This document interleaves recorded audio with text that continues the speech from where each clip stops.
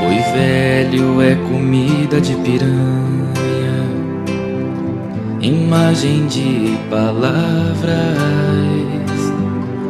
salvação de vida num arroio de sol que cansa.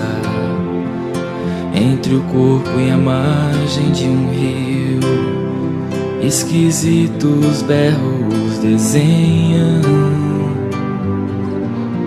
sons no tempo, um boi velho que ali se sangra.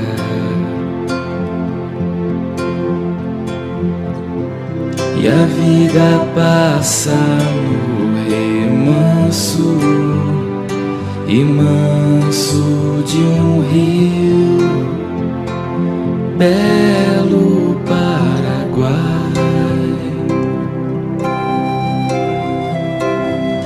Turva, curva do Pantanal,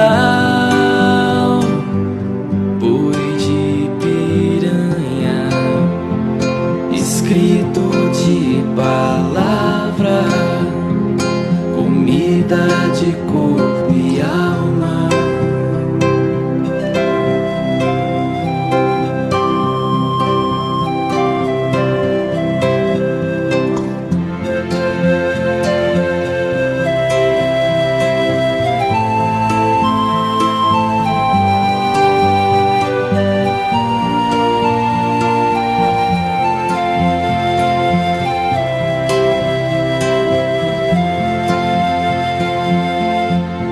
Os meus olhos envelhecidos não sabem mais recompor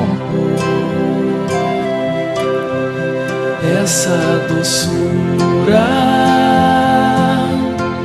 de imagem no algoz de sua dor.